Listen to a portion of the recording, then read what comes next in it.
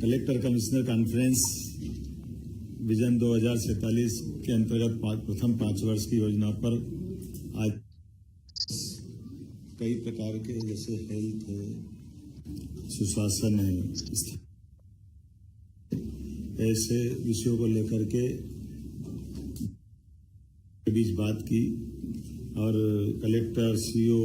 SP, DFO वगैरह ये भी सब मिलकर के काम करें, क्योंकि जिला इकाई में प्रशासनिक अधिकारी, लेकिन हम जो से हमारा स्ट्रक्चर है बना हुआ कि हमारी बैकबोन प्रशासनिक अधिकारी रहते हैं, फ्रंट में निर्वाचित जनप्रतिनिधि रहते हैं और निर्वाचित जनप्रतिनिधियों के साथ प्रशासन की सक्षमता से सरकार काम करती है। इसलिए बेसलाइन पे काम करने के लिए अपने अपने दायरे के अंदर बहुत अच्छे से काम करें। इसी अपेक्षा के आधार पर यह कलेक्टर कॉन्फ्रेंस हमने आयोजित की है। मोटे तौर पर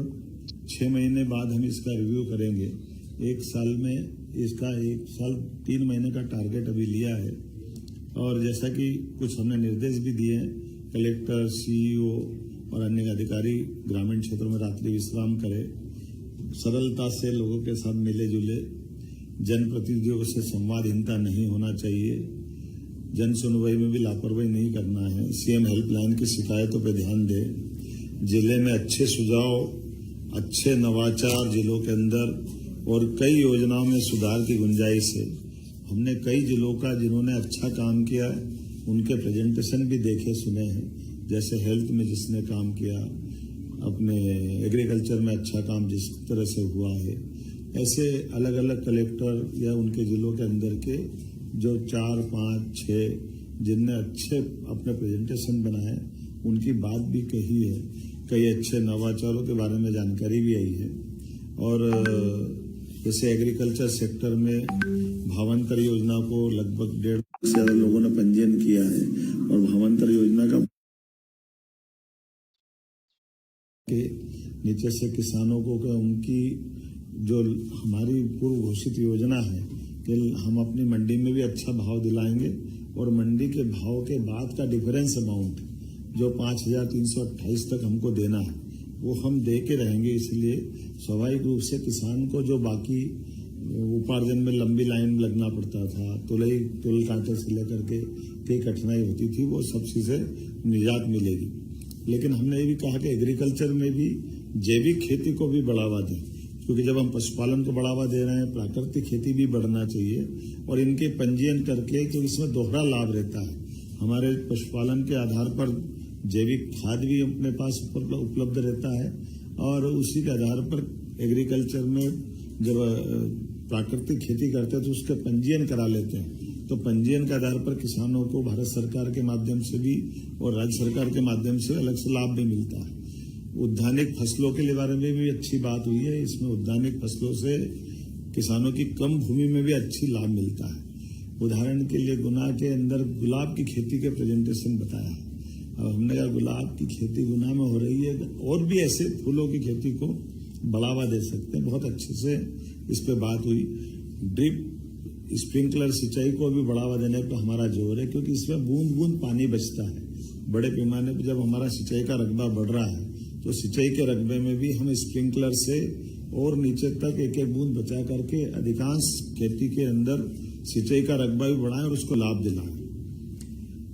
प्रत्येक जिलों में कहा गया भाई, चूंकि प्राकृतिक खेती, जैविक खेती को हम बढ़ावा दे रहे हैं तो खेती के लिए उत्पादों का बाजार भी निर्मित करें, ताकि एक सप्ताह में एक दिन के लिए वो उत्पाद भी बेचने की जगह हो जाए, वहां वो अपना प्रॉपर माल बेच सके। तो ये जो किसान उत्पादन करते हैं उससे उनका लाभ मिलेगा।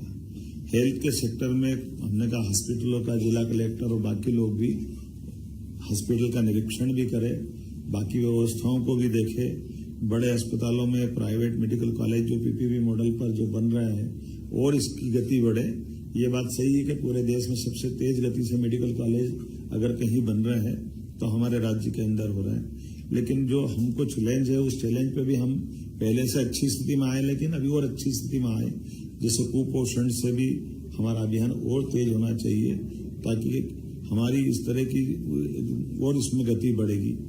महिला बाल विकास और स्वास्थ्य विभाग में परस्पर समन्वय हो, नगरीय क्षेत्र के अंदर भी शहरी यातायात के सुधार से लेकर के बड़े शहरों के अंदर फ्लाईओवर बनाए, अवैध कॉलोनी पर नियंत्रण करे,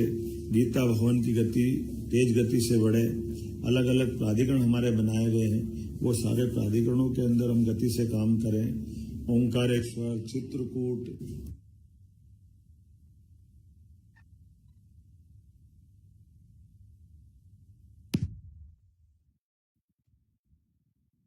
पे हम ध्यान दे रहे हैं, लेकिन धार्मिक पर्यटन के भी ये केंद्र बन के निकले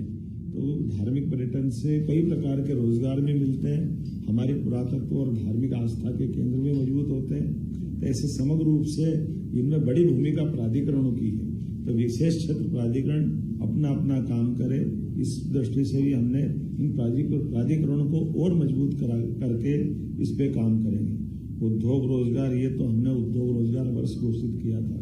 इसलिए इसमें सभी प्रकार के हेवी इंडस्ट्री, एमएसएमई इंडस्ट्री और लघु कुटीर उद्योगों को पर्याप्त बढ़ावा दे करके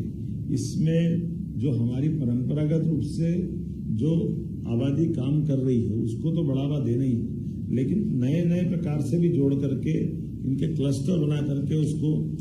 हर एक व्यक्ति को इससे जुड़ करके लाभ दिलाए। इसी में एमओयू जो इतने हुए हमारे पिछले 2 साल के अंदर रीजनल इंडस्ट्री कॉन्क्लेव में, या हमारी जो जीआईएस हुई थी उसमें, या अभी जो हमारे कार्यक्रम चल रहा है रोड शो के यहाँ के,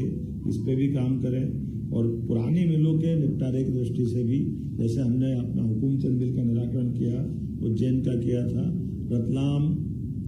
ग्वालियर और ऐसे स्थानों पर जहाँ भी मिलों की या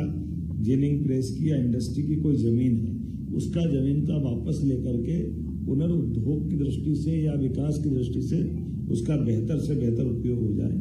और खासकर जिलों में लघु कुटीर उद्योगों के ये गृह उद्योग है, लोग घर से ही काम कर सकते हैं, इस दिशा में भी इसको बढ़ावा करें। भू अर्जन की प्रक्रिया सरल करें, इस दिशा में आगे बढ़ें। राजस्व के प्रकरणों के निराकरण की दृष्टि से भी, खास करके अविवादित प्रकरणों में लगभग 1.25 लाख प्रकरणों का निराकरण हमने 24-25 में हुआ है, और ये लगभग और गति से बढ़ाएं। और जो बदलाव हमने किए हैं, खास करके ई पंजीयन के आधार पर, ई पंजीयन से सीधे सीधे नामांतरण हो रहा है पंजीकरण ऑफिस से ही दस्तावेज के आधार पर, लेकिन इसी के साथ साथ हमने राजस्व प्रकरण में तहसीलदारों के काम के बंटवारे करते हुए जो एग्जीक्यूटिव मजिस्ट्रेट की भूमिका निभाते हैं, उनके अलावा राजस्व न्यायालय में तहसीलदारों की नियुक्तियां कर दी है, जो पूरे समय बैठ करके उनकी अपनी दक्षता से वो काम करेंगे। हमारे जबलपुर ने बहुत अच्छा काम किया था उसके, और साथ साथ बाकी राज्य के अंदर भी, बाकी जगह भी ये काम इसी प्रकार से चले। और ऐसी सभी चीजों के साथ कुल मिलाकर यशस्वी प्रधानमंत्री के नेतृत्व में हमने कई क्षेत्रों में, जैसे स्वच्छता में, क्लीन एयर में, शहरीकरण में, मेट्रो, खासकर मेट्रोपॉलिटन सिटी बनाने में 2 मेट्रोपॉलिटन सिटी हमने बनाई है। ऐसे कई कामों में, नई शिक्षा नीति लागू करने में, पीएम एक्सीलेंस कॉलेज बनाने में 52, हमारे 55 जिलों में पीएम एक्सीलेंस कॉलेज बने हैं, शांतिपनी विद्यालयों की गति तेज बढ़ी है। ऐसे और कुछ भी विषयों को लेकर भी पूरा समग्र रूप से जो जन कल्याण के विषय हैं उन पर 2 दिन तक ही मंथन चलने वाला, और कोशिश कर रहे हैं कि इन कामों के बलबूते पर सरकार की प्रशासनिक दक्षता के साथ जन कल्याण की भावना का प्रकटीकरण भी हो,